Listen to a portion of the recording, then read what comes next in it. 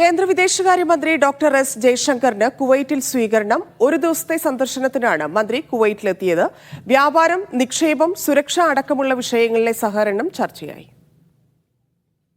Doctor S ജയശങ്കറിനെ Kuwait വിദേശകാര്യ മന്ത്രാലയ പ്രതിനിധികൾ, Indian ambassador doctor Adarsh Swaika എന്നിവർ ചേർന്ന് സ്വീകരിച്ചു. തുടർന്ന് കുവൈത്ത് കിരീടാവകാശി ഷെയ്ഖ് സബാഹ് ഖാലിദ സബാഹ്, പ്രധാനമന്ത്രി ഷെയ്ഖ് ഡോക്ടർ മുഹമ്മദ് സബാ അൽ സലേമ സബാഹ്, വിദേശകാര്യമന്ത്രി അബ്ദുള്ള അലി അൽ യഹിയ എന്നിവരുമായി കൂടിക്കാഴ്ച നടത്തി.